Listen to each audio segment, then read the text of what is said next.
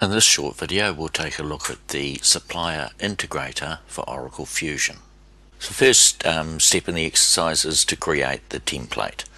And so if we create a new sheet, this essentially gives you all the columns available to you, bearing in mind a column correlates back to an Oracle field. So you can see there's lots of columns available. So the second step in the exercise is to tailor it for your requirements, your production requirements. And we can do that just using standard Excel functionality. We can cut and paste the columns in the order that we desire, and we can delete the columns from the spreadsheet. And once you've completed this exercise, then you can share the spreadsheet around with your team members for production purposes. So very, very quick and easy to tailor the spreadsheet. There's a couple of things that we just need to point out. Row 10 is the default row. So any value that exists in row 10 will be reflected against the records that you're looking to create in Oracle. So use row 10 as the default row. You can add formulas, you can add dates, etc. Now in this case here we've got some bulk data, so we've pre-formatted the bulk sheet as well as our production sheet so that we're matching in terms of the columns and the column order. So we'll go ahead and just copy this data and paste it into our production spreadsheet.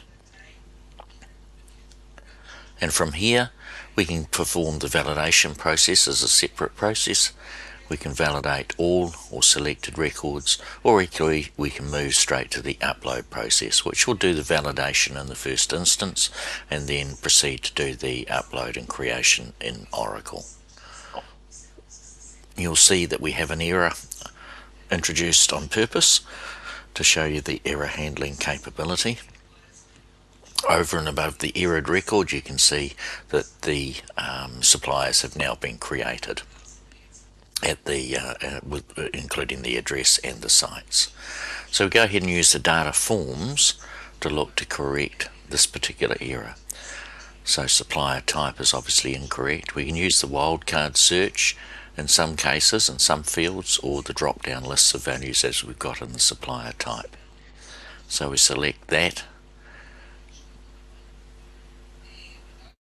and we can look to create or update records. So in this case we'll go ahead and continue to create this record now that we've fixed the issue, and we can go ahead and upload selected, and that will then upload that particular record with the correct data. So you can see the error handling is very, very concise. It's presented to you within the same worksheet. And now the next step in the exercise is just to demonstrate the download capability. Again, we can download using a form or download using the sheet. So you can see within the form we have lots of criteria of which you could base your download on, or you can quite simply copy and paste or type in the value of the supplier name in this particular case, and we can download using the sheet. So that'll bring the values back, or the data back, associated with that supplier we've just created. And now what we're going to go ahead and do is update that particular supplier. So we're going to use the update records, so that will update all sections within the spreadsheet. And we're going to look at payment terms, and we're going to use the form again and select an alternative payment term. We can use that wildcard search again, percentage sign. That will then bring us back a list of values. We'll select next 30, and so again we go through that upload process of the selected, and that will then update the payment details. You can see that the record has been validated, and now we'll go through to the accepted status. And just to make sure it's happened, we'll download that record again back into the spreadsheet,